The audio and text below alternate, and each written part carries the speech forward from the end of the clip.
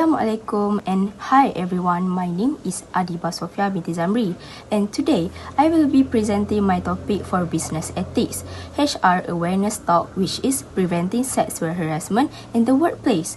This topic is very important because sexual harassment is not just unethical but is a serious issue that will affect employee safety, dignity and also trust in their workplace. Issue background. To begin, let's understand what sexual harassment actually means. Sexual harassment refers to any unwanted sexual behavior. It can happen between colleagues or between a superior and a subordinate. Unfortunately, many victims are afraid to speak up and the issue often goes unnoticed. There are 4 common types of sexual harassment. First, verbal, such as sexual jokes, comments and inappropriate questions. Second, non-verbal, like staring or sending suggestive messages. Third, physical, touching, hugging, or blocking someone's way without consent. And lastly, visual, showing or displaying sexual image or content in the workplace. Causes of sexual harassment. There are several reasons why sexual harassment happens in the workplace. First, a toxic workplace culture, where inappropriate jokes or comments are tolerated. Second, a lack of awareness, when employees do not receive proper training about respectful behavior. Third, fear of reporting. Victims worry that HR or management won't take their complaints seriously. And lastly, the belief that sexual jokes are normal, even though they are actually inappropriate and harmful. This cause shows that harassment is not just an individual issue, but is a reflection of poor workplace ethics. Relevant law and policy. In Malaysia, there are several laws and policies that protect employees from sexual harassment. Under the Employment Act 1955, employers are required to investigate any complaint of sexual harassment. The Industrial Relations Act 1967 protects employers from unfair dismissal or retaliation after they report harassment, and the Code of Practice 1999 introduced a zero-tolerance policy and provides confidential complaint channels.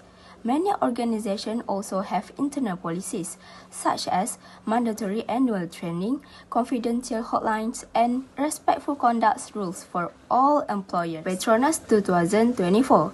Let's look at a real-life case to understand this issue better.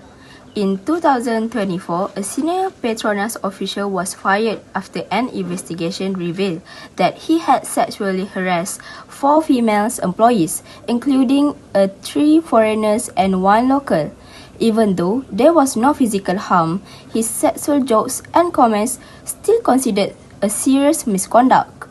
The Kuala Lumpur Industrial Court praised Petronas for not tolerating harassment and for taking fair actions against the offender.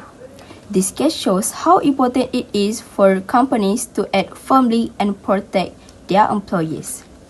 Impact on organization and employee. First, it can cause reputation damage. When a harassment case goes public, the company's image suffers. People will start to question the company's ethics and professionalism. Second, there's a loss of customer. Many customers today are socially aware. If they know a company tolerates harassment, they might stop buying the products or using the services. Third, employee absenteeism increases. Victims or even witnesses may feel unsafe or uncomfortable, so they will take sick leave or avoid work together. Lastly, the company faces difficulty hiring a new staff. Talented and professional individuals usually avoid working for organizations with a bad reputation or harassment scandals. Let's move to the impact on employees. First, there's a loss of trust. When victims' complaints are ignored, they lose confidence in their managers, HR, and even their colleagues. Second, victims have a negative workplace experience. They will feel isolated, uncomfortable, and unable to cooperate with their team. Third, Many experience trauma and stress. They will suffer anxiety, depression, or even fear of returning to work. And finally, it can cause low motivation and poor focus. When someone doesn't feel safe, it's almost impossible to perform well. So, overall, harassment destroys both professional and emotional well-being, which is why it must be taken seriously. So, how can companies prevent sexual harassment from happening in the first place? First, promote a respectful workplace culture. HR must set the tone by demonstrating professionalism and respect. When leaders show good example, others will follow. Second, implement strict disciplinary actions. Every report should be investigated seriously. And if someone is found guilty, punishment should be given with no favoritism. Third, establish a clear and visible policy. Companies should display posters or send out policy reminders so employees are aware of their rights and responsibilities. Lastly, conduct regular training and awareness programs. For example, seminars that teach employees how to identify, prevent, and also report the harassment. Now, let's discuss what HR actions should be taken when a sexual harassment happens. First step is to create a confidential reporting channel. Employees must have a safe and private way to report incidents. This can help victims feel secure when coming forward. Second, HR should ensure a fair and independent investigation. This means gathering facts objectively and making decisions based on evidence, not personal relationships or company rank. Third, HR needs to follow up and provide support to the victim. For example, they can offer counseling or flexible working arrangement to help recovery.